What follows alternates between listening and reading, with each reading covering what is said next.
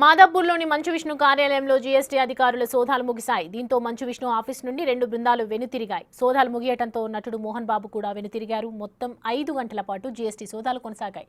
భారీ బడ్జెట్తో నిర్మించిన Kannappa cinema tax and GST ఎగవేతపై పలు ఆధారాలు సేకరించారు జీఎస్టీ అధికారులు. మరింత సమాచారం మా ప్రతినిధి పాపన్న అందిస్తారు.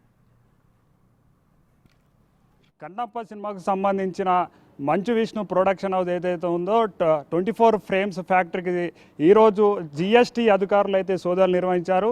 27వ తారీఖు నాడు రిలీజ్ కాబోతున్న కన్నప్ప మూవీకి సంబంధించిన విషయాల గురించి అయితే ఈరోజు ఇక్కడికి జీఎస్టీ అధికారులకు వచ్చినట్టు కూడా మనకు సమాచారం వస్తుంది. ఈరోజు సాయంత్రం 4 గంటల ప్రాంతంలో మాదాపూర్లో ఉన్న 24 ఫ్రేమ్స్ ఫ్యాక్టరీకి అయితే జీఎస్టీ అధికారులు చేరుకొని 4 గంటల నుంచి కూడా ఇప్పటివరకు సుమారు 5 గంటల పాటు కూడా ఇక్కడ సోదాలు నిర్వహించారు.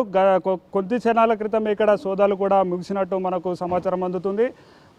మంచు విష్ణుతో పాటు మోహన్ బాబు కూడా ఇక్కడికి రావడం జరిగింది. మోహన్ బాబుతో పాటు ఆ సినిమాకు సంబంధించిన రచయితలు కానివ్వండి, ఆ సినిమా టీం సభ్యులందరూ కూడా వచ్చారు.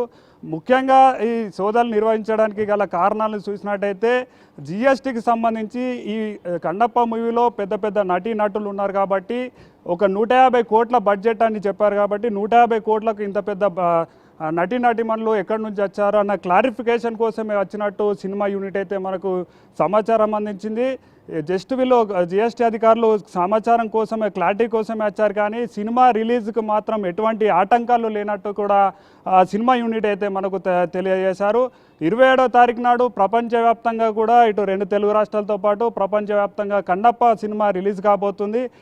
ఈ సినిమా రిలీజ్ గురించి ఒక సందిగ్ధతనైతే ఇన్ని రోజులు నెలకొంది. ఎందుకంటే 1-2 సార్లు కాదు, చాలాసార్లు ఈ సినిమా పోస్ట్పోండ్ అవ్వకుంటూ వచ్చింది కాబట్టి అసలు ఈ సినిమా రిలీజ్ అవుతుందా కాదా అన్న సందిగ్ధతలో కూడా ఈ ఫ్యాన్స్ ఉన్నారు, దాంతోపాటు తెలుగు ప్రేక్షకులు కూడా ఉన్నారు. కాబట్టి సినిమా రిలీజ్కి ఎటువంటి ఆటంకం లేకుండా 27వ తారీఖు నాడు రిలీజ్ అవుతుంది. జీఎస్టీ అధికారులు కేవలం క్లారిఫికేషన్ కోసమే వచ్చినట్టు కూడా చెప్తున్నారు. ఇంతకు ముందటే జీఎస్టీ అధికారులు వెళ్ళిపోయారు, వారితో పాటు మోహన్ బాబు కూడా వెళ్ళిపోవడం జరిగింది.